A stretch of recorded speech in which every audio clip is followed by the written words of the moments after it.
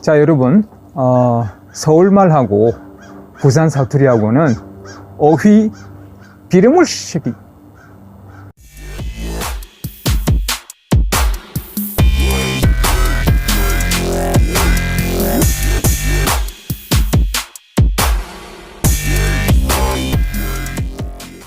불어 점수 B2는 실제로 어느 정도의 실력인가요? 어느 정도의 문장을 막힘없이 말할 수 있는지 궁금하네요. 현지인 불어 선생님에게 물어보니 B2는 불어 신문, 예를 들어 사설을 보고 그 신문에 대한 나의 생각과 그 글에 대한 타당성 등등 자유롭게 말하고 반박할 수 있을 정도의 실력이라고 하네요. 불어 때문에 속상해서 가끔 글 검색해보면 유학원에서 장사 속으로 자기네랑 연계된 학원 다니면 불어 B2 받기 쉽다고 그러니 진짜 짜증나고 화납니다. 지금부터 하루 8시간씩 5년 하면 B2 받을 수 있어요. 초보부터 한국에서 전공하신 분들은 틀리겠죠? 불어 B2 레벨을 인증해주는 교육기관에서 불어 과정을 이수하는 것으로 대체할 수 있습니다. 초보를 기준으로 약 450시간 정도 되는 교육과정 8개월 동안 파트타임으로 정규과정과 함께 병행하시는 경우가 많습니다. 과정은 65% 이상으로 이수하시게 되면 B2로 인정이 됩니다. 개인적 편차 있지만 평균 6개월, 2년 정도 공부하면 B2 레벨 받을 수 있어 이주공사 불어 공부 효과 큰 어학원과 긴밀한 네트워크 맺고 있어서 어학 공부에 큰 도움. 여러분 안녕하십니까? 제가 최근에 그 PEQ 이민에 관해서 여러 가지 내용을 올리다 보니까 혹시 제가 어떤 뭐 이주공사나 유학원 같은 데 하고 관련이 있는 사람이 아닌가 하고 의심을 품는 분들도 계실 듯 합니다. 근데 제가 분명히 밝히지만 저는 유학 사업, 뭐 이민 뭐 절차 대행 이런 것과 전혀 상관없는 사람임을 분명히 밝힙니다.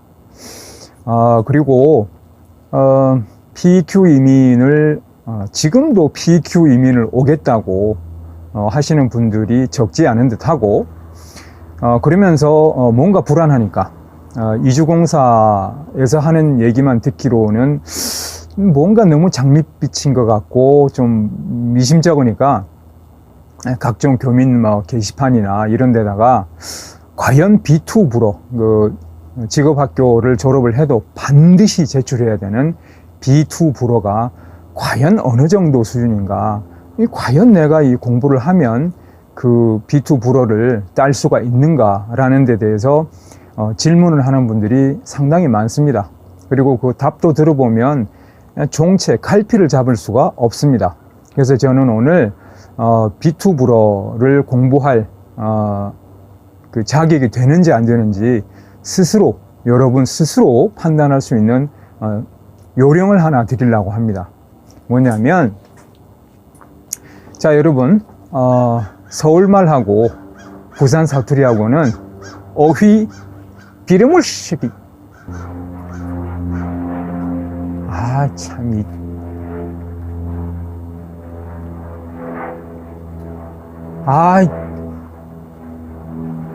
간만에 소파 구석 좀 벗어나서 좀 바깥에 좀 시원하게 하려고 그랬더니 이렇게 잡소리가 많아. 어떻게 해. 정말. 표준말하고 부산 사투리 사이에는 어휘, 문법 면에서 거의 99.9% 같죠? 예를 들어서 두부를 조프라 그러고 열쇠를 쇠퇴라 그러고, 그죠? 뭐 화장실, 변소를 통시라 하고 뭐 그런 차이는 좀 있겠습니다만 기본적으로 같은 언어입니다. 근데 자, 서울 사시는 분들 한 1, 4분기 뭐 석 달만 투자해 봅시다. 석 달만 투자해서 내가 부산 사투리를 완벽하게 구사할 수 있을까? 한번 연습 한번 해보십시오.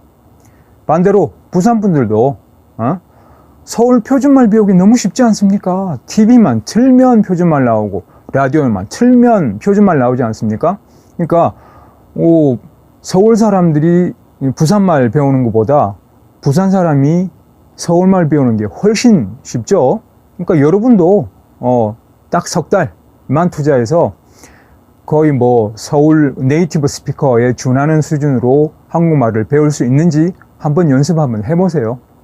자, 문법과 어휘가, 그리고, 뭐랄까, 일상적인 표현조차도 99.9% 똑같은 서울말, 부산말 사이, 그 부산말도 한 석 달 만에 완벽하게 마스터를 못한다 그러면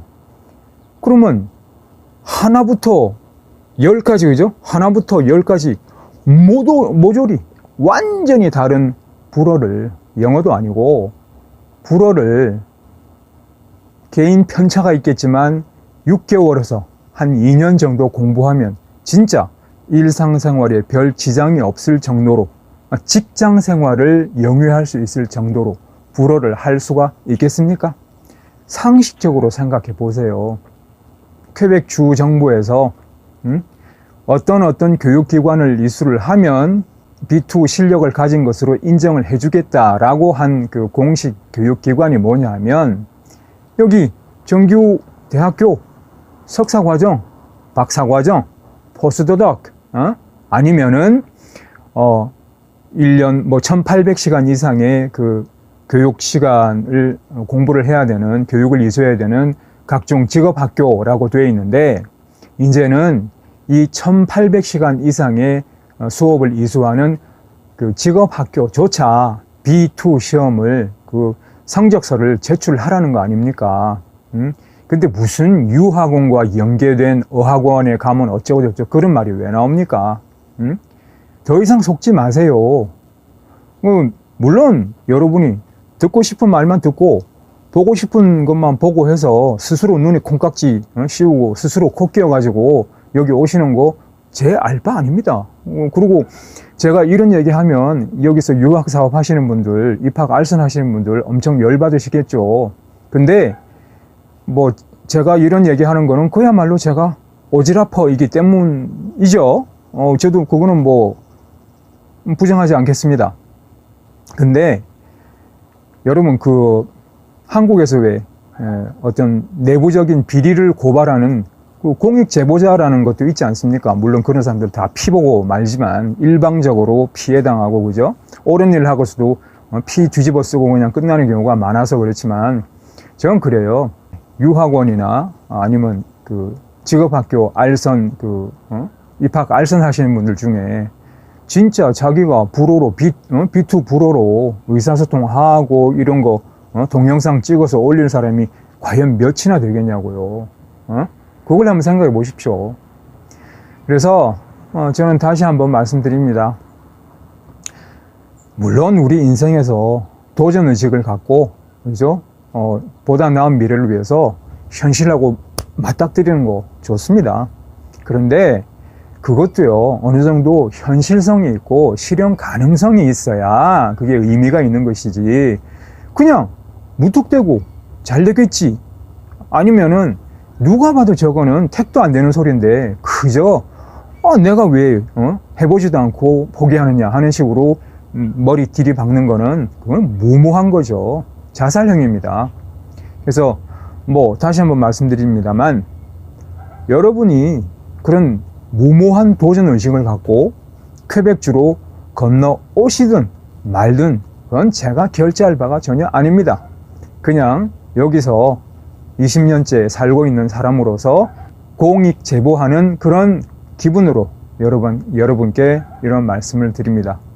B2 불어 과연 내가 할 수 있을까 없을까 의심스러운 분들은 과연 내가 석 달 만에 부산 사투리를, 충청도 사투리를, 강원도 사투리를 네이티브 수준에 근접하게 할 수 있을까 한번 스스로 자문해 보십시오. 그리고 스스로에게 정직한, 솔직한 판단을 내리시길 부탁드립니다.